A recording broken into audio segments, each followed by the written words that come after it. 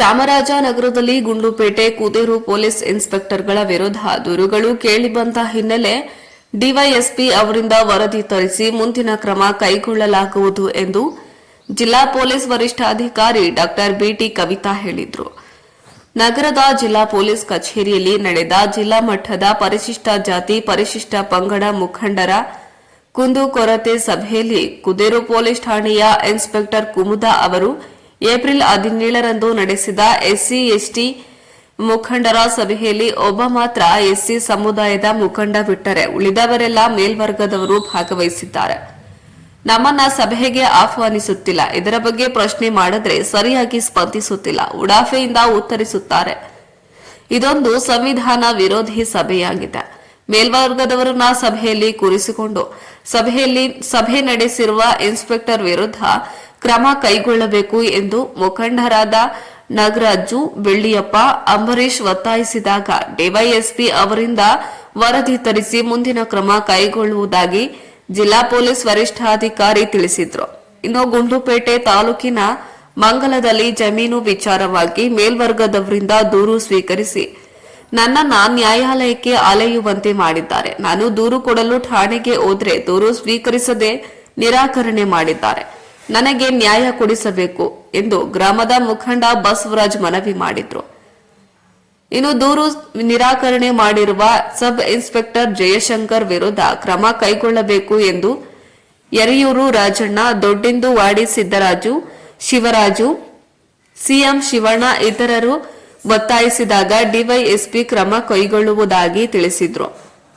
ಇನ್ನು ವರದಿ ತರಿಸಿ ಮುಂದಿನ ಕುದೇರು, ಸಂತೆಮರಹಳ್ಳಿ ಪೊಲೀಸ್ ಠಾಣೆಗಳಲ್ಲಿ ಯಾರು ಕೂಡ ಎಸ್ಸಿ ಎಸ್ಟಿಯವರನ್ನ ಕರೆಯುವಂತಿಲ್ಲ ಎಂದು ಬೆಳ್ಳಿಯಪ್ಪ ಎಸ್ಪಿಯವರ ಗಮನಕ್ಕೆ ತಂದಾಗ ಪ್ರತಿ ತಿಂಗಳ 2ನೇ ಭಾನುವಾರ ಜಿಲ್ಲೆಯ ಎಲ್ಲಾ ಪೊಲೀಸ್ ಠಾಣೆಯಲ್ಲಿ ಎಸ್ಸಿ ಎಸ್ಟಿ ಸಭೆ ಕರೆಯಲಾಗುತ್ತದೆ. ಆ ಸಭೆಯಲ್ಲಿ ನಾನು ಕೂಡ ಭಾಗವಹಿಸುವುದಾಗಿ ತಿಳಿಸಿದ್ರು.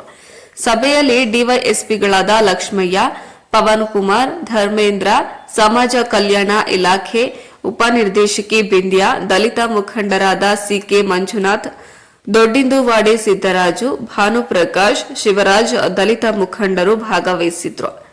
ವರದಿ ಹೊಮ್ಮ ನಂಜುಂಡ ನಾಯ್ಕ, ಪ್ರಜಾಪವರ್ ಟಿವಿ, ಚಾಮರಾಜನಗರ. ಅಂದ್ರೆ ನೀವು ಯಾರಿಗೆ ಬರಕ್ಕಾಗಿದ್ರೆ ಎವಿಡೆನ್ಸ್ ಮಾಡಕ್ ನಾವು ಬೇಕು. ಅಬ್ಕಾರಿಯವರು ಹಿಡಿದಾಗ ನೀವು ಬಾಳೆಲಿದ್ರೆ 12 ಗಂಟೆ ರಾತ್ರಿ ಫೋನ್ ಮಾಡಿದ್ರೆ ನಾವು ಬಂದು ಸಿಗ್ನೇಚರ್ಗೆ ಎವಿಡೆನ್ಸ್ ಮಾಡಬೇಕು. ಒಂದು ನ್ಯಾಯಯುತವಾದ ಒಂದು ಕುಟುಂಬಕ್ಕೆ ಒಂದು ನ್ಯಾಯ ಹೇಳುತ್ತಪ್ಪ ನಾನು. What's the reason? ಇದೇನು ರೀಸನ್ ಇದು? ನಿಮ್ಮ ಮಾತ್ರ ಪೆನ್ ಕೊಡ್ತಾರೆ, ಬಾಬಾ ಸಾಹೇಬ್ ನಾನು ಕೊಟ್ಟರು ಮೇಡಮ್ ಪಿನ್ನ. ಇದೇನರ್ಥ ನೀವು ಬೈಯೋದು ನನ್ನ? ಆಮೇಲೆ ಇದನ್ನ ತಂದು ಇದನ್ನ ನಿಮ್ಗೆ ನೋಟ್ ಮಾಡಿ ಎಲ್ಲವನ್ನ ಎವಿಡೆನ್ಸ್ ಪ್ರಕಾರವಾಗಿ ಮಾಡಿದ್ರೆ ಕೂಡ ಕರೆಯಲ್ಲ. ನಾವು ಹೇಳ್ತೀವಿ ಆರೋಪ, ನೇರ ಆರೋಪ ಎಸ್ಸಿ ಸಭೆಯಲ್ಲಿ ಮಾಡಲ್ಲ. ಮಾಡಿರ್ತಾರೆ ಮೇಡಮ್, ನಾವು ಅಲ್ಲೇ ಬಗೆಹರಿಸ್ಕೊತೇವೆ. ನಾವು ಇಲ್ಲಿವರೆಗೆ ಬರೋಂಥ ಅವಶ್ಯಕತೆ ಇಲ್ಲ. ನಮ್ಮ ಲೋಕಲ್ ಲೀಡರ್ಗಳವರೇ ಮಾಡ್ಕೋತಾರೆ. ಬಟ್ ನಮ್ಗೆ ಅಲ್ಲಿಂದ ಸಮಸ್ಯೆ ತರ್ತೀವಿ ಅಂದ್ರೆ ಇವ್ರು ಯಾರು ಅಲ್ಲಿ ಸರಿಯಾಗಿ ಕಾರ್ಯನಿರ್ವಹಿಸ್ತಾ ಇಲ್ಲ ಅಂತ ಅರ್ಥ. ಮೇಡಮ್ ಮುಂದಿನ ತಿಂಗಳು ಏನ್ ಕಷ್ಟ ಇದೆ ನಿಮ್ಗೆ ಸರಿಯಾಗಿ ಮಾತಾಡ್ಸ್ಲಿಕ್ಕೆ? ಮೇಡಮ್ ಒಂದು ಕೂಡ ಸರ್ಪ್ರೈಸ್ ಆಗಿ ಬರ್ತೀನಿ. ಸೆಕೆಂಡ್ ಸಂಡೇ ಎಲ್ಲ ಸ್ಟೇಷನ್ಗಳಲ್ಲೂ ಎಸ್ಸಿ ಎಸ್ಟಿ ಸಭೆ ಮಾಡ್ಬೇಕು.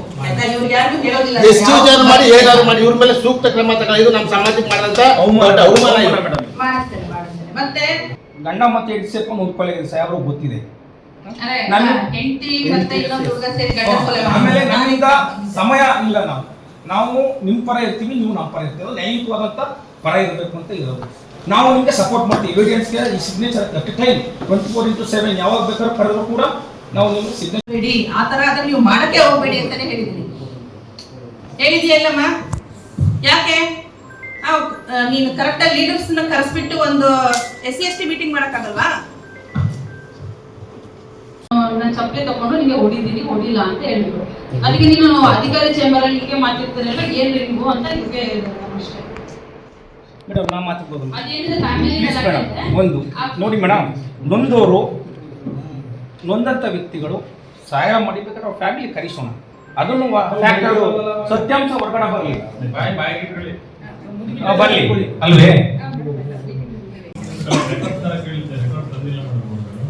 ಅಲ್ಲ, ಫಸ್ಟ್ ನೀವು ಕಂಪ್ಲೇಂಟ್ ತಗೊಳ್ಳೋದಕ್ಕೆ ರೆಕಾರ್ಡ್ ಏನು ಬೇಕು ನಿಮ್ಗೆ? ಮತ್ತೆ ಇದೇನ್ ಮಾಡಿದ್ದೀರಾ? ಯಾವುದೇ ಕಂಪ್ಲೇಂಟ್ ರಿಜೆಕ್ಟ್ ಮಾಡಿಲ್ಲ ಅಂದ್ರೆ ಇದನ್ನ ಏನ್ ಮಾಡಿದ್ದೀರಾ?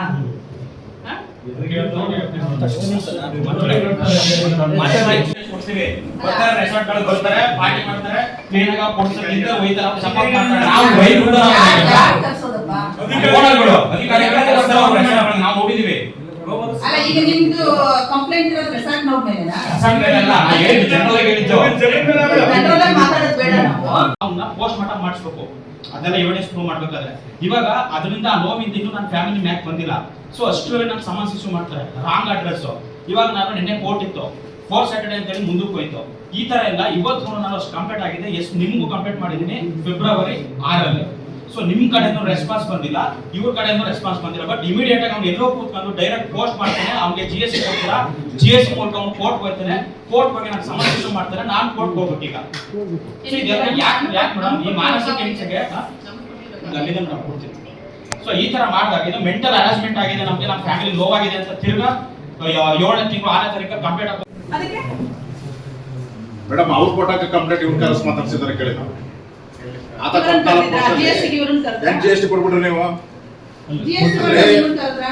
ಇದಿವರೆಗೂ ಕರೆದಿಲ್ಲ ನಾನು. ಮೇಡಮ್ ವಿತ್ ಡೇಟ್ ಹೇಳ್ತೀನಿ ನೋಡಿ, ಇಷ್ಟು ಡೇಟ್ ನಾನು ಬಂದಿಲ್ಲ ಬಂದಿಲ್ಲ ಅಂದ್ರೆ ಅರೆಸ್ಟ್ ಮಾಡಿ ಸರ್.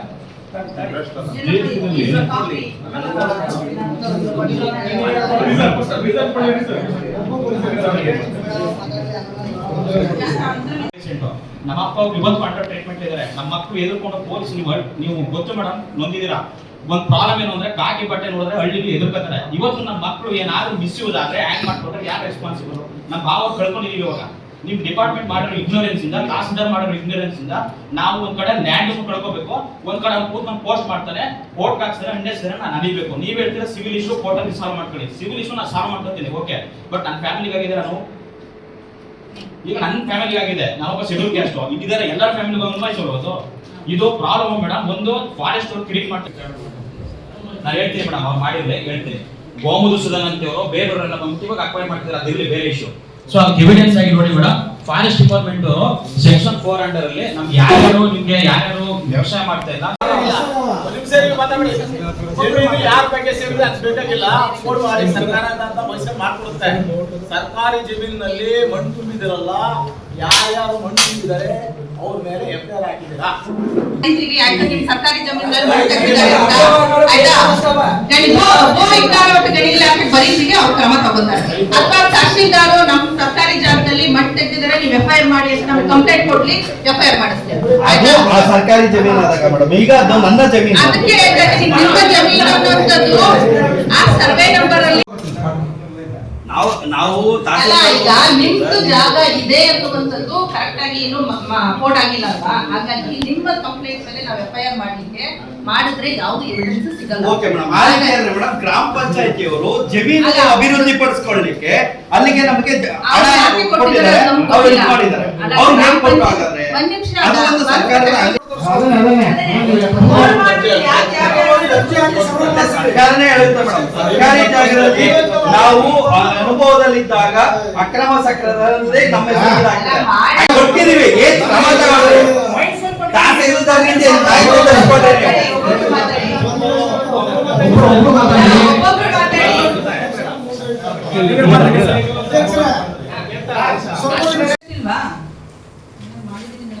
ಅದು ಏನಿದೆ ಕುದೇರಲ್ಲಿ ಅದು SC ಎಲ್ರಿಗೂ ಹೇಳ್ತೀನಿ ನಾನು, ಹೆಣ್ಮಕ್ಳು ತುಂಬಾ ಚೆನ್ನಾಗಿ ಕೆಲಸ ಮಾಡ್ತಾರೆ ಅಂತ.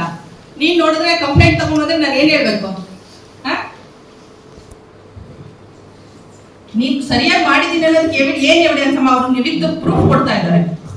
ಅಲ್ಲಿ ನೀನ್ ಮಾಡಿರೋ 11 ಜನದಲ್ಲೇ ಒಬ್ಬರೇ SC ಇರೋದು, SC ST ಇರೋದು. ಆದ್ರೆ ನಿಮ್ಮ ಇಲಾಖೆಯವರು ಹೇಳ್ತಾ ಇರೋದು ಸರ್ಕಾರಿ ಜಾಗ ಅಂತ. ಅಟ್ರಾಸಿಟಿ ಕೇಸ್ ಆಗಬೇಕು, ಏನ್ ವೆರಿಫೈ ಮಾಡಬೇಕು. ಮತ್ತೆ ಅದು ಕೋಡ್ ಆಗದೇನೆ ನಾವು ಕೇಸ್ ರಿಜಿಸ್ಟರ್ ಮಾಡಕ್ ಆಗಲ್ಲ. ಕೋಡ್ ಆಗಿ ಇದು ನಿಮ್ದೇ ಜಾಗ ಕರೆಕ್ಟ್ ಆಗಾದ್ರೆ ಡೆಫಿನೆಟ್ ಆಗಿ ಕೇಸ್ ರಿಜಿಸ್ಟರ್ ಮಾಡ್ಕೊಳ್ತೀವಿ. ಇನ್ವೆಸ್ಟಿಗೇಷನ್ ಮಾಡಿ ಆ ಮಣ್ಣು ಎತ್ತಿರೋದು ಅದು ಏನೇನು ಹೇಳ್ತಿದ್ರೆ ಅದನ್ನೆಲ್ಲ ಮಾಡೋಣ. ಸರ್ಕಾರಿ ಜಮೀನು ಅಂತ ಪದ ಎಲ್ಲಿದೆ? ನಾವ್ ಏನೇ ಆಗ್ಬೇಕಾ ನಿಮ್ಗೆ ಸಿಗ್ನೇಚರ್ ಆಗಬೇಕು, ಪದಾರ್ಥ ಇಟ್ಕೊಳ್ಬೇಕು, ಸರಕು ಇಟ್ಕೊಳ್ಬೇಕು. ನಾಗರಾಜ್ ಎಲ್ಲಿದ್ದಾನೆ ಅವನು ಅಪರಾಧಿ ಅಂದ್ರೆ ನಾವು ನಿಮ್ಗೆ ಮಾಹಿತಿ ಕೊಡಬೇಕು. ನಮ್ಮನ್ನು ಕರೆಯ ಸ್ಥಿತಿ